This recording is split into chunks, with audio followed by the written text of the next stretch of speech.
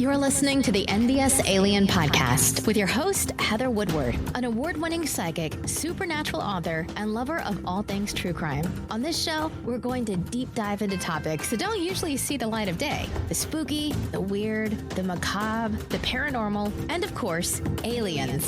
Sit back, grab a cup of tea, and let's get on with the show.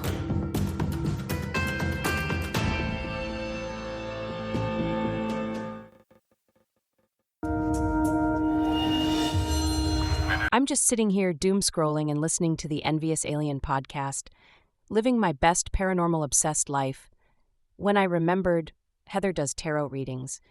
So naturally, I had to hit her up because I was obsessing over whether this guy was going to ghost me for the third time this month, and also pretty convinced my boss is a cryptid. She pulled the cards, spilled the interdimensional tea, and gave me exactly the tough love I needed. Book your phone chat or text reading at www.heatherashera.com. That's HeatherAshera.com, or text her at 252-241-9447. Trust me, your delusions will thank you later. Hey everyone, welcome to the NVus Alien Podcast. This is Heather. Today we're going to be talking about the Ozark Mountain UFO Conference that is hosted every year in Eureka Springs. The convention lasts for 3 days. The first day, I did some remote viewing.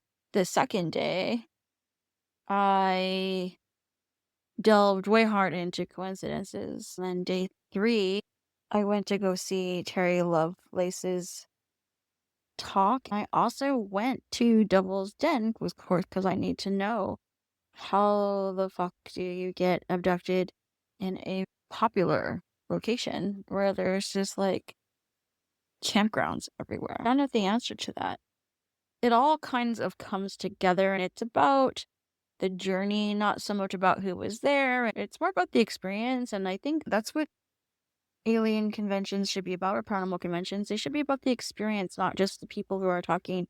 I think sometimes we get so involved in, who are the famous people there, or who do we want to meet, or who do we want to see, and really, these conventions are about the people who's on the ground, who are the healers and the readers, and they are giving out the information and doing the work for us so that we have the knowledge. That's the great thing about free speech, creativity, and possibilities. Miracles can happen, possibilities can happen.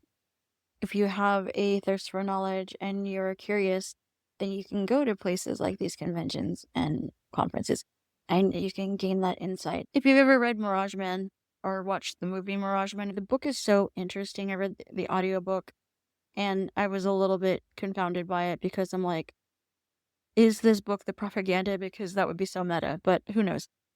There's also this episode of the Y Files about crop circles, and it also talks about Mirage Man. I'm going to post that in the show notes because everybody should see that. My point is that much of the people that are popular, of course, they have their own message, and if they're doing the research or in the field and they're on the TV shows and they're making shit happen. I do believe that there is a lot of propaganda that happens too. There's 60-70% of it that's true, and then there's maybe 35-40% that is propaganda. You don't know when you're getting the propaganda and when you're not getting the propaganda because the propaganda is so prevalent. The FBI has its own narrative. The CIA has its own narrative. Other people in the field have their narratives. We have moles, people that infiltrate the scene and muddy the waters. I feel like the more popular you are in the field, I guess you're more susceptible to that in some way. I feel like sometimes when you go down a rabbit hole and you're really wanting to experience something or find something out to see if it's true, I think you're more susceptible to insiders coming in and creating dissonance on purpose, so you don't really know what's true and what isn't true. But yeah, I'm always looking for those people that are doing the work under the radar. If you go into the vendor section and you start to look at what people are doing, you'll see that there's lots of people that are downloading the information, they're gaining the information, they're doing the research, but they're just under the radar, so they're not so susceptible to propaganda. Or maybe they are and they believe it, but it seems like it's a little more digestible in my opinion. I've been to a lot of these conventions. Having a podcast, I get press passes all the time to shit. I've seen people change their narratives, and I've seen people change their viewpoints. I've seen people say things that they would never say 10 years prior. And I'm like, do they really truly believe that? Or have they been, I don't know, what's the right word? Have they been seduced in some way or fed information or convinced of something? Who knows? It is interesting to see how that plays out in real time. I pay attention to that shit. One of the most interesting ways I've seen this, and it has nothing to do with aliens, it has to do with the Amityville house. I think I've said this before, but I'm going to say it again. This is a perfect example of what I'm talking about. The people who originally bought the house, they went on TV after the Warrens got involved. I believe that the Warrens muddied the waters. It's all on YouTube. I've done this before because I'm crazy and because I need to know. I went and found all of their interviews from TV, from the people that own the house. I believe their name is the Lutzes. The couple went on TV. If you go back to their first interviews, the story is pretty straightforward. It's like we had an investigation, some things happened. Not that big of a fucking deal. It's very chill. It sounds like the Warrens were involved. It sounds like they did a seance. It sounds like there was some psychic information came through, and it's pretty standard. But if you go through the years, and just enough time has gone on, you forget what they said like a year ago or 6 months ago. But if you keep going with it, the story gets bigger and things are added and details are changed over the course of 2.5 years of interviews. The narrative completely changed. And that's when the book came out, and that's when it became this phenomenon. So much of what you hear about the Amityville horror case is totally, completely wrong. And it's totally, completely made up. And it was built up after the fact. The basic story is that the wife was into trance meditation. She was super into new agey shit. She stayed at the house. She was into crystals. They did stuff in the basement, and then some weird shit happened, opening and closing doors, voices, this standard stuff for a haunting. Then the Warrens came in and basically, oh my god, you have a demon. The Warrens always have a demon. I'm not a fan. Sorry, not sorry. A lot of their shit is fake. There's another rabbit hole you can go down if you really want to know. I have done the research with the Warrens. I have read the books. They're bullshit. Much of what they talk about is made up, or it's grandiosity to the degree. My point is, that happens a lot in this field, and for some reason it happens more with the UFO sector of the paranormal. There's a lot more propaganda, and I truly believe it's because there is some truth to the idea of alien contact and this whole idea of disclosure. I think because the truth has to be told in a way that it seems almost fake, that way either you believe the lies or you believe the truth. A lot of times the truth is hidden in the lies. And so maybe 10% of it is true and the rest is bullshit. But you don't know because that 10% sounds so good. So then you have that suspension of disbelief and, the sky's the limit. It's an interesting phenomenon. Why am I talking about this? Because when I go to paranormal conventions, I like to talk to the other people. I like to go see the big people too. But as a whole, I really like to go see the people that aren't as popular because I want to hear their perspective. Because again, usually there's more truth in that. Anyway, I already recorded this in my car on my phone at the time, day 1. Day 2, I was able to do it at home in between stuff. I did it in my studio. I think 2 weeks. I have a fold and it broke right down the middle. So I couldn't use my phone. I was like, motherfucker. Thankfully, I have insurance and I've already turned in my phone for a new phone. When I transferred everything over, mostly everything came through. My voice recordings did not come through. Holy shit. What am I going to do now? I have part 2, and I guess I only recorded half of part 3. So I need to finish part 3, which I'm going to do here in a little bit.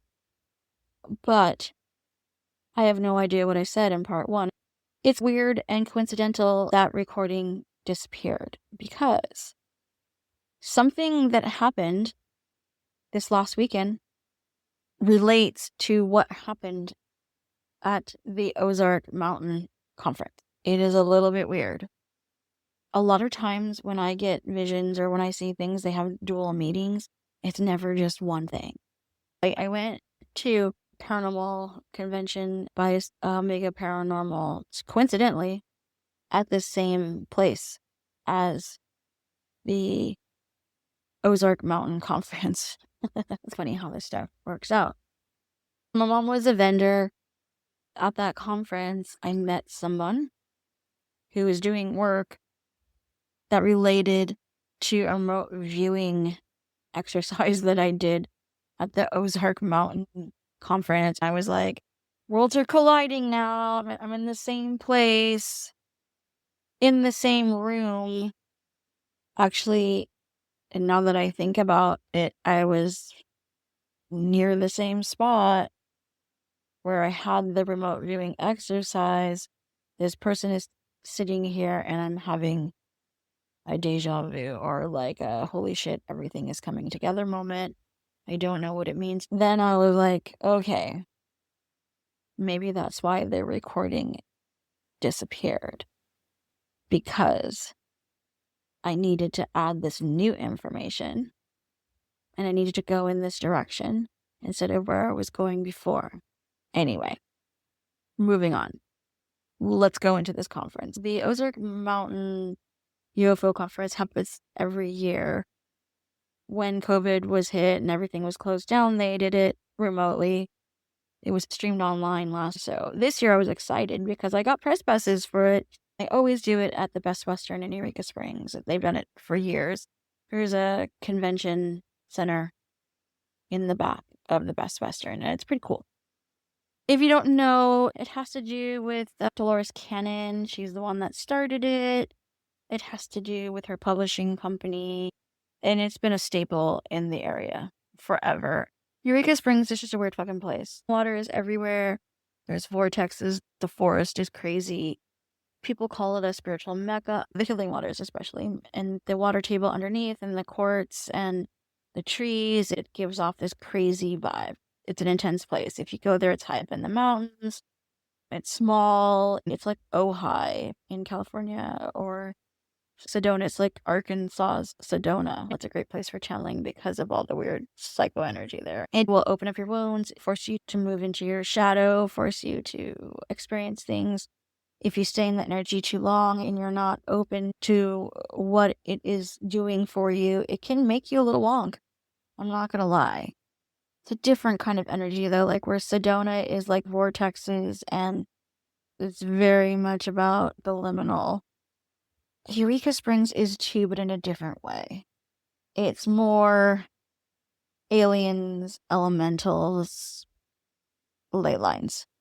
It's more nature-based. Not that Sedona isn't nature-based, because it completely is. But the energy is different. It's not as lush. It's not as dense. There's layers to the energy in Eureka Springs, whereas in Sedona, the energy is pretty straightforward. You go in, you go out. You can channel in the energy of Sedona, and it's cool. I actually felt the vortexes, and I'm like, okay, there's something here. This is a real thing. I have a whole article on when I went to Sedona, and I have some confused feelings about it because I did see the bloodshed of the Native Americans in Sedona. That was a little weird because I was, why does everybody think this is such a peaceful place? There's a lot of bloodshed here. It's literally on the walls of the mountains. There are a lot of elementals in Sedona as well because of the river there. But again, there's something about the ley lines and the crystals and the water table and the way that things are aligned in Eureka Springs. It's just different. Like I said, it's denser, it's lusher, it's multi-layered, it's more elemental, if you can even believe that. It's more intense. For me, it is. But then my water sign, again, I really react to water. The crystals just enhance the energy. And I believe if you go to Eureka Springs and decide to manifest, it's going to happen. but it's going to happen in the way that it wants to. It's not going to happen direct. I would definitely go to the area just to see what I'm talking about, because it's nothing that you'll ever experience ever anywhere. It is the way it is. All right, let's get into it now. Day 1, I went into the UFO conference, and the first person that I saw was Princess Jena of the Farsight Institute. She was teaching on remote viewings and aliens. That is the coolest subject ever. I've done some channeling. I've channeled some alien beings, mostly Palladians, Mantis. Never really had any teachers, just doing it on my own, comparing notes with other people, realizing that a lot of what I'm getting is very similar to what other people are getting. I never know until after the fact. That's going to come up later. I'm foreshadowing a little bit.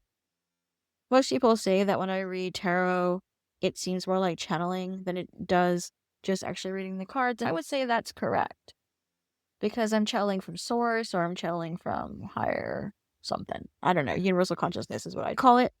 Remote viewing is one of those things that I don't really know how to do. I have not figured it out.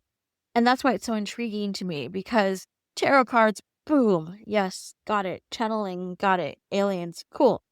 Quantum stuff, I can totally read Akashic records, past life, whatever.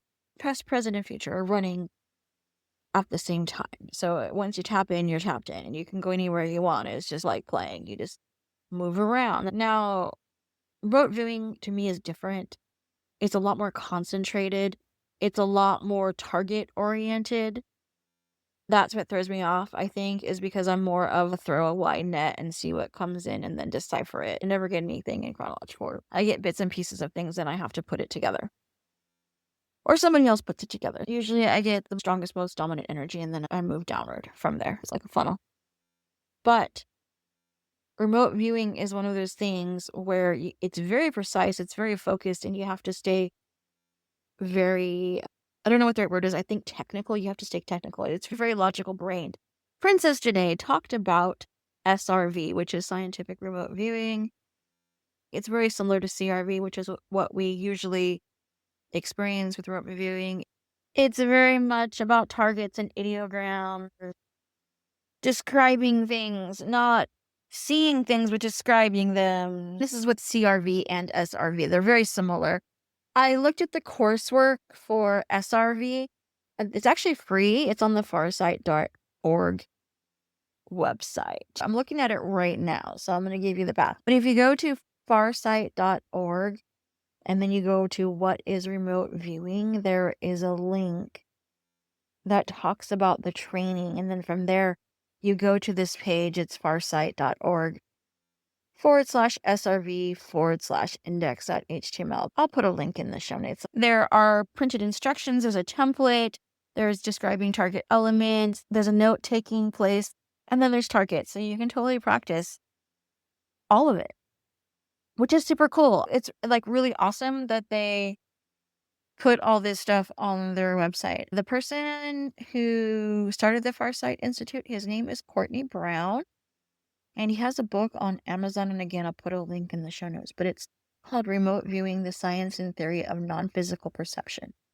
Princess Jena was talking about what she does. Basically, she's talked to aliens, she goes into different realms, she goes into different places, and she's talked to reptilians, she's talked to Ashta Command and the bases on Venus, she's gone to different worlds, she's gone to the war in heaven. That's something that she talked about a lot.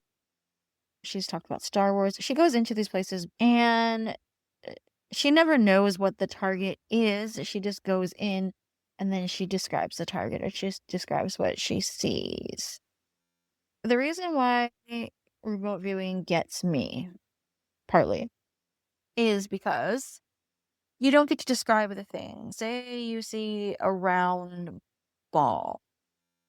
Instead of calling it a round ball, you would describe it, because you don't want to put your own perception of things on it, because just because it's a round ball in your head doesn't actually mean it's a round ball. It could be the sun. because the sun is a round ball. But you wouldn't see it that way because your perception of things is different. You would see a round shape that is yellow. You might see yellow and a round ball, which is not the sun. But it's the general shape and size of the sun. One of the things about remote viewing both CRV and SRV is that you have to be really specific. If it's a round ball that you're seeing, then you would describe the shape of it. So it's round. What's the texture of it?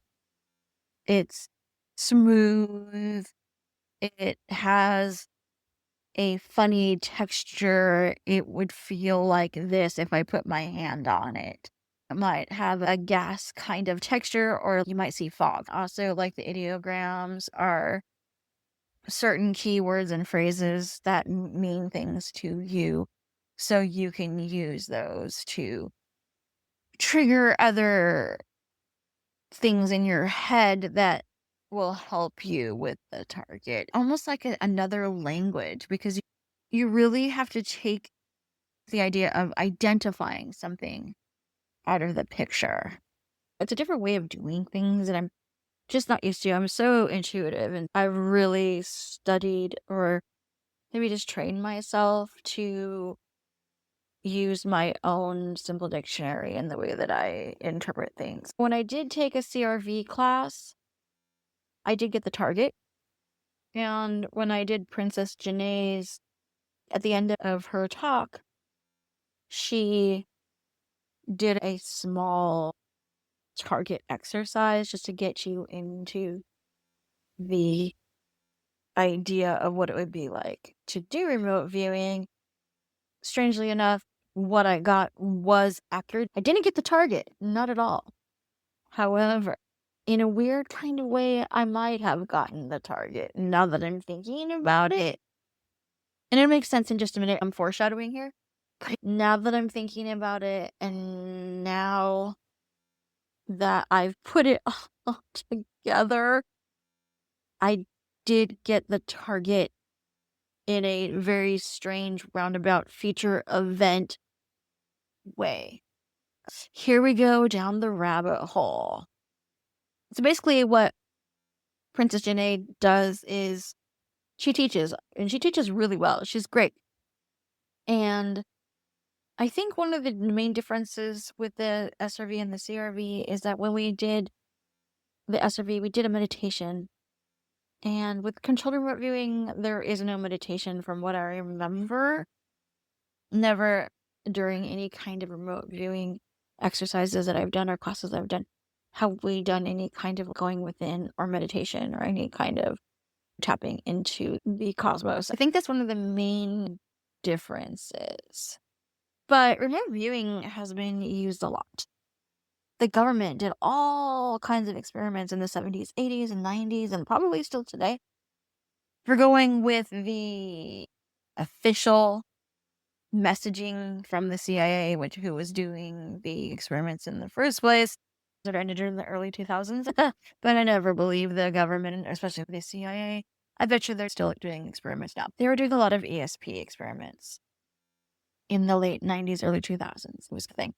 And then Who Share It Goats. This one is a book and it's a movie. It's about the ESP experiments that they did. They used a lot of psychics, people who are already open, and they taught them CRV and then had them spy on different countries and look at different places where there were allegedly, supposedly things going on, things being built, war things, missiles, bases. They were trying to get information, and most of it was true.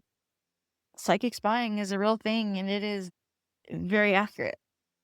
That's why I wonder if it's still going on today, even though the experiments were air quote finished. One of the things that Princess Jena talked about, which I thought was really interesting, during her talk, she showed clips of some of the things she's done. Some of these are on YouTube.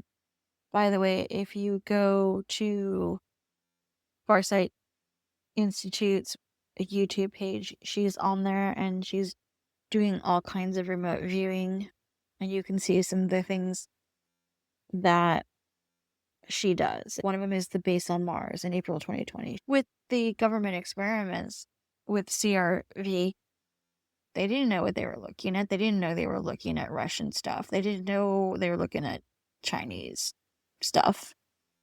They just knew that they were supposed to look at something, and they drew pictures and wrote stuff down, and that's it. I guess that's the cool thing about remote viewing, is that you can literally go in blind. And that doesn't mean that you are inaccurate. You're actually probably more accurate because you don't know what you're looking at. You're just describing it. And that's partly why they have the ideograms. There is a book on Amazon called Boundless, Your How-To Guide to Practical Remote Viewing Phase 1, a how-to series to learn controlled remote viewing book 1. It's by Lori Lambert Williams. She actually does a controlled remote viewing course. It's like $1,000 though. It's expensive, but she is very good at what she does. I took her beginning course, the course before the course, just to see. And it basically just explains the basics of CRV. Princess Jena, she talked about these death traps. I will put the video in the show notes. She's talking about these funnels that go down. When you see the light, the soul goes into this funnel and then it gets trapped. And then other beings feed off the energy of that soul. And they're like all stuck together. It's like a rat king for souls. I know exactly what she's talking about, and it scared me that I knew. I have a propensity not to bring things to the light. I was so fascinated that she was seeing something that I have actually experienced on a visceral level that I had to talk to her after her presentation. I was going to look for her down in the vendor area to see if I could find her and talk to her about this, because again, she's the only person that I know that has had an experience like that. This is a weird story. This is when I was really delving into learning how to channel and really being very open, very much into the UFO thing, because I was trying to figure out what was going on with that. It's something that I'm still unclear about. I'm very clear about ghosts. I'm very clear about hauntings. I got the 411 on that. Ask me about any situation, I'll probably tell you what it is. I think I got most of the mechanics of ghosts and hauntings, and to this point, even thought forms. I'm pretty sure I've got a handle on it. But UFOs are always that one thing that's just very enigmatic to me, even though I've had experiences with what I would consider an alien, through channeling and just through experiences. But this one time, I was in Arizona and I think I fell asleep. All I know is that I was awake and then I wasn't. And I heard this sound. It was a very loud sound. And I was actually in my room.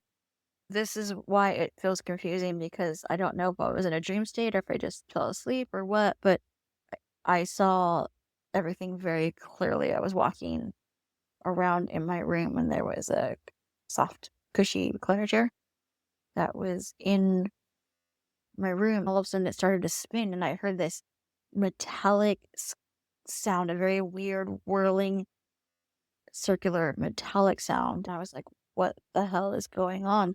Felt very strange. The only way that I can describe it is if you've seen the movie Contact, when the woman in the lead is in that sphere thing, and there's that weird sound that's in that movie, that weird metallic sound, that spinning, whirling sound. It sounded like that. There's a feeling that goes with it. There's a feeling of being lost in time. I don't know how else to explain it. Anyway, this whirling thing happened, and I'm like, what the hell is going on?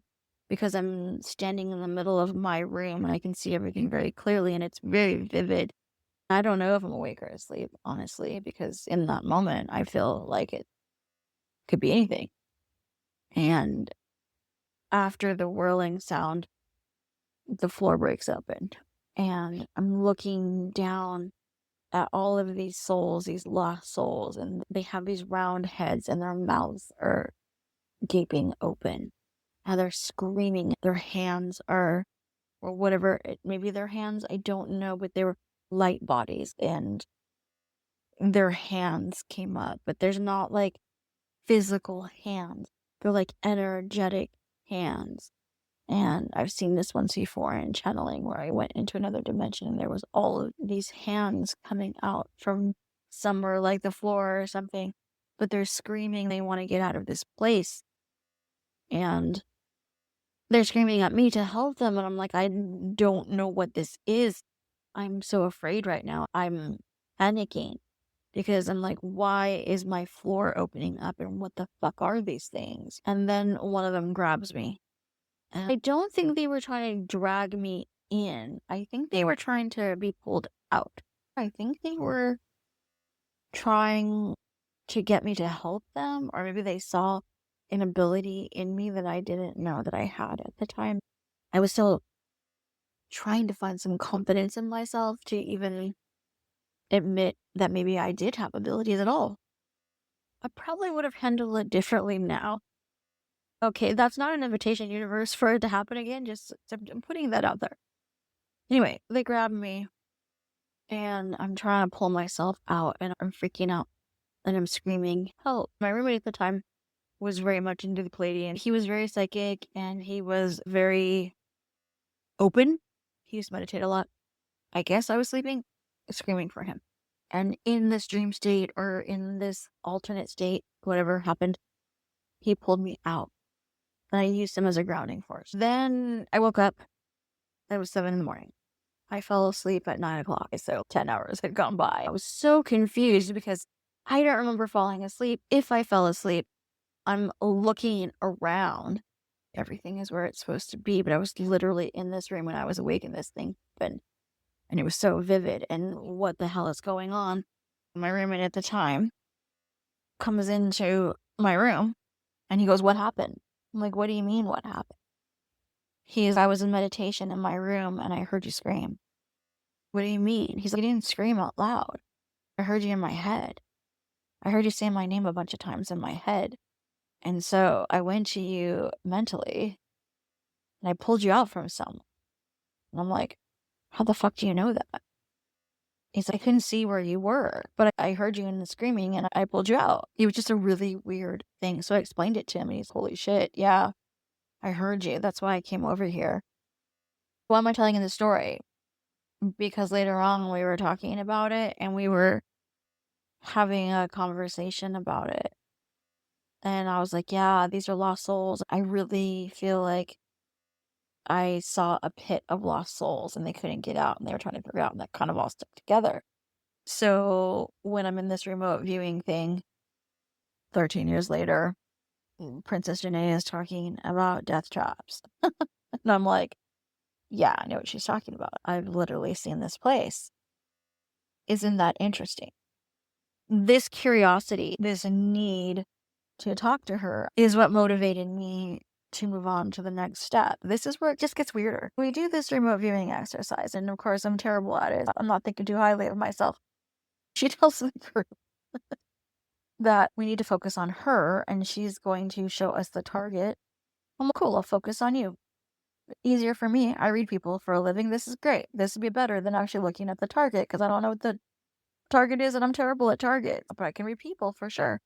Anyway, we look at her, we do the meditation, and then we start describing it. I start describing what I'm seeing. I guess I'm reading off her. I don't know what I'm reading off of, honestly. All I know is I'm following the directions. Don't write what you're seeing, describe it. I'm very visual. I am clairvoyant. So I'm trying to do the best I can with the describing. What am I saying? So I wrote it down. And here's what I got. Or here's what I saw. I will tell it to you and then I will read it to you because what I saw in my head is a lot different than what I wrote down because I was trying to describe it and not actually see it for what it is. So, do this little meditation, close my eyes, get in contact with the thing, with the target, sitting there, I open my eyes. I'm like, why do I see aliens? No, why is it always aliens? I'm at an aliens conference, maybe that's why. Maybe my brain is playing a trick on me. What I saw was I'm sitting in the seat and I'm looking at another chair right in front of me. And there are like, I don't know, 4 to 6 aliens wrapped around the chair and they're all staring at me and they're saying hello. And they're like waving at me. I'm like, okay, this is weird. And they all have different shaped heads. And they're green. They're all wearing like black outfits.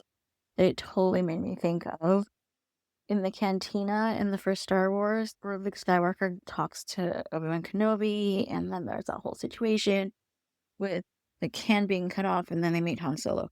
There's that alien band with the different kinds of aliens, and there's the one alien or aliens with the big round heads that are white playing that instrument. She shows us the target, and the target is the pyramids. And I'm like, whoa, okay, I got this way wrong. I just start laughing, and I'm like, how did I go from that to what I saw? Because I did not see any of that. Anyway, she gets done with her talk. Very good talk, by the way.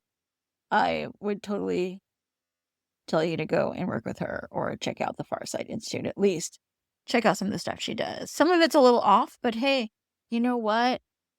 I've channeled aliens. I can't complain. Some time goes by.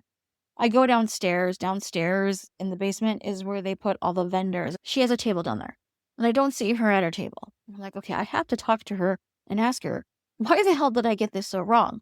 Also, I need to talk to her about the death traps and see if she has any more information. I need my experience validated. 13 years later, because that was such a weird fucking experience to me. It's one of those things where I will never forget it. My mom was downstairs because she was a vendor there. She reads tarot, by the way. Just in case you're wondering, I taught her. She didn't teach me. She does it really well. She's down there and she's doing readings. She has her vendor booth. My mom gives me snacks because my mom loves me and I love snacks. I see Princess Jena running around talking to people. And I'm like, should I talk to her now? I don't want to bug her because, she's in buy mode, not teach mode. I'm like, I'll just leave her alone. But I go upstairs and I talk to some people and I do some things. I go into my car, go back downstairs, go talk to my mom again, pass out the business cards. I'm just doing my thing. Then finally I see her sit down and start talking to people. I'm ready to go talk to her, and then I get sidetracked again. She's talking to somebody, and I'm like, okay, when it happens. If it happens, great. If it doesn't happen, then it wasn't meant to be. That kind of thing. Like, I'm just leaving it to whatever, because I have 3 days, and maybe one of these days I'll talk to her. So I'm just chilling. Then I'm over on her side of the room, and she just happens to be sitting there, and I'm like, oh, okay, guess this is my opportunity. Nobody else is around. This is cool. I guess I get to talk to her. So I start talking to her, and I'm telling her about the death traps, and she's, yes, this is why I don't send people to the light. I'm like, me too. I do paranormal investigating, and never, ever do I put people to the light. I just don't feel comfortable with it. I feel it's weird, and also I feel like people's souls have their own evolution. It's not my job to push people over into the light because I'm fucking with their journey. That's not my job. Unless the entity tells me, yes, I want to go, or yes, I want to go on the other side, then it's none of my fucking business. Thank you for playing. I've always said this really weird thing about it. And she's, yes, I know exactly what you're talking about. We're having this discussion and we are totally on the same page. We get through the conversation and then I'm like, hey, I need to know why I biffed so bad on the remote viewing. I said, I'm a tarot reader. I see future events. I'm clairvoyant, but I cannot get the remote viewing down. So I'm sitting there and I'm telling her this. And her friend comes over and starts handing her alien head. And I'm like, wait a minute, what's going on right now? She's sitting at a black table and she's sitting on a black chair. Her friend keeps handing her these alien heads and she puts them down in this circular pattern on the table. I'm like, wait a minute. They're all green and there's white ones and they're all different. They're all different alien heads. Stickers, by the way. And she's trying to figure out which stickers she wants to buy because her friend is going to buy her these stickers because they're so freaking cute. And I'm like, holy shit. This is what I saw in my head.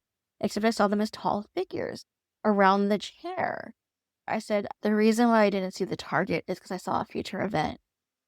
I show her the chair that I drew. And I said, I saw the chair and I saw black.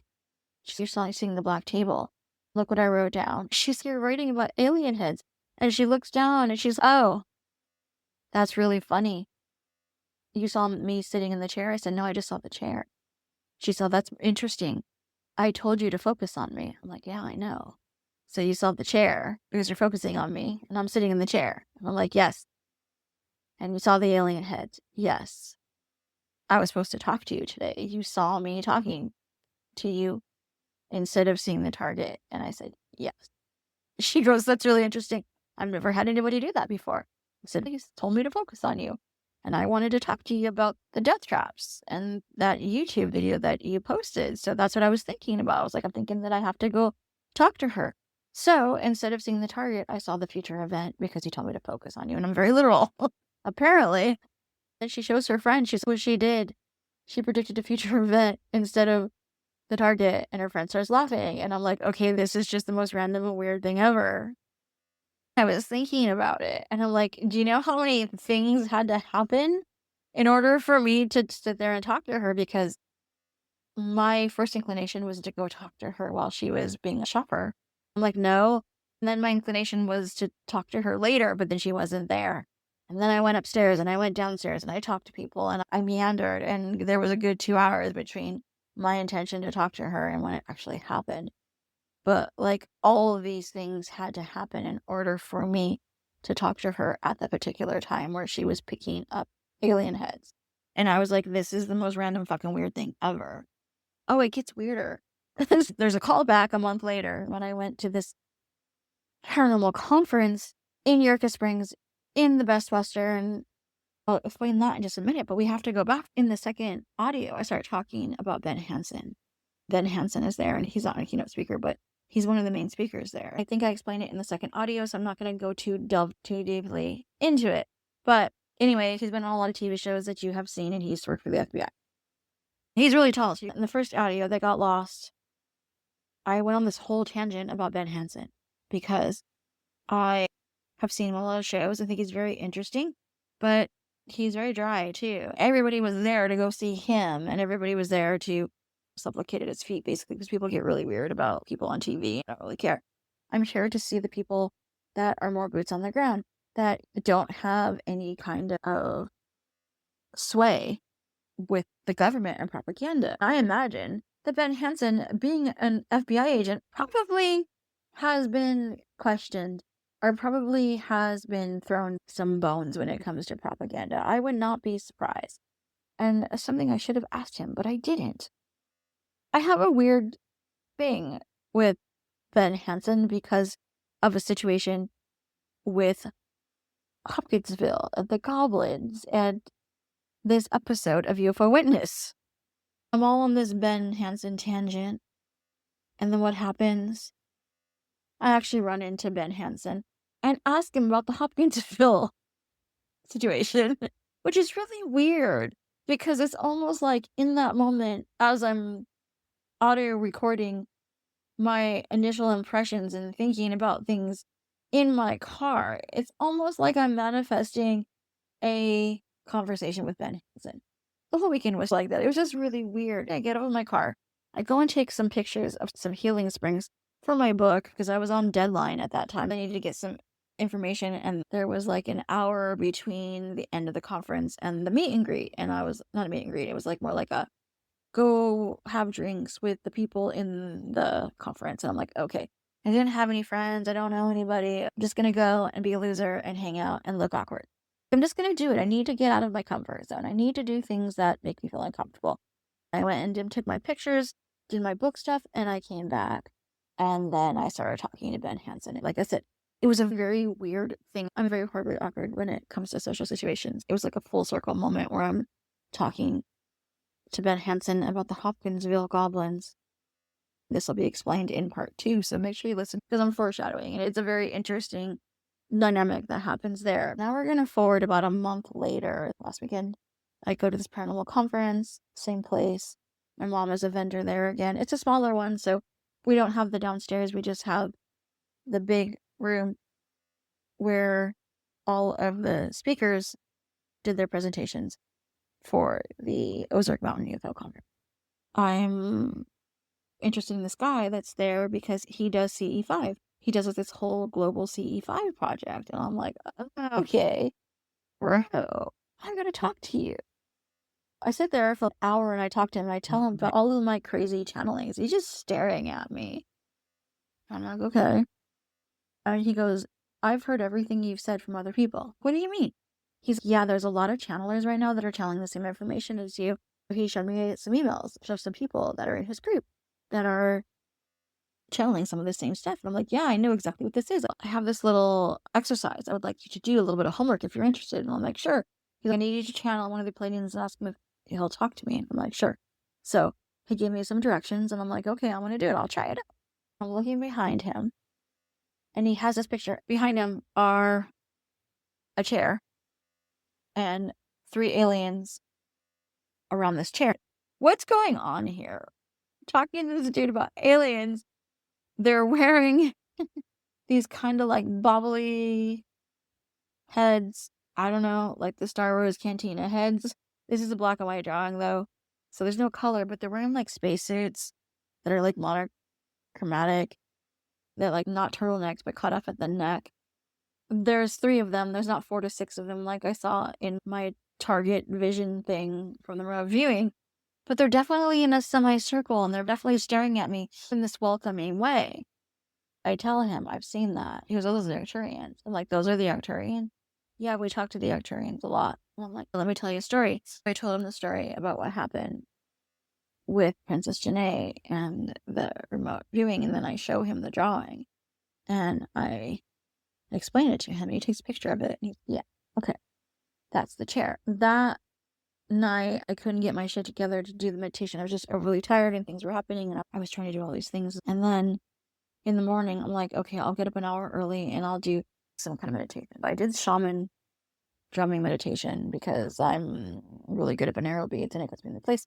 I write down the stuff that I see in my vision meditation thing, and I go over to him and I tell him what I saw. It has a lot to do with Orion's belt, and it has to do with aliens that come from Orion and some kind of water planet. He takes a picture again and he's, thank you very much for that information. So I go to his talk later on, and it just so happens that much of his talk is about these aliens that he's channeling from Orion. In his talk, he starts talking about Orion's belt. And he's, I don't want to embarrass anybody in this room, but somebody came up to me and so we're talking about Orion's belt. I just raised my hand. I said, it's me. And he goes, is this what you saw? And I'm like, yes. It was a drawing of Orion's belt. And I'm like, yes, this is it. He's okay, that's very interesting. Anyway, how does this tie in to the remote viewing? Supposedly, allegedly, there is some kind of thing with the alignment of Orion's belt and the fucking pyramids. So, even though I didn't get the target, I got the target because everything that I saw in my vision meditation has to do with Orion's belt, which has to do with the pyramids, and Graham Hancock has like this whole theory about Orion and the pyramids. It's this big fucking thing that I didn't know that exists until I did some research, because I'm all like, whatever. Don't know what's going on right now. I don't know why I'm getting the information that I am. It all goes together and it all goes back to the target. And it's like this whole circular thing. I will post my channelings, my notes that I handed to the dude in the show notes if you want to see it. It's like this whole thing. And that's how the first day of the UFO conference went. It was just a spiral. And it took about a month and a half for it all to come together. Anyway, I hope this was entertaining to you. If you've ever had any experiences like this, feel free to email me, heather@NVusAlien.com. Make sure to listen to part 2, and I'll see you on the flip side.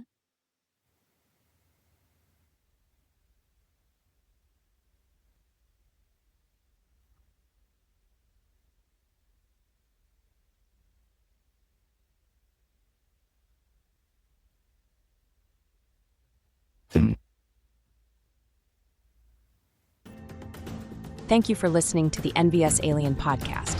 For show notes, go to the website www.nvusalien.com. All of the reference materials and mentions in this episode are linked there. If you want more witchy, paranormal, and fringe content, please subscribe to my Substack. Just search Heather Ashera, that's Heather Ashera, or check the link in the show notes. And as always, see you on the flip side.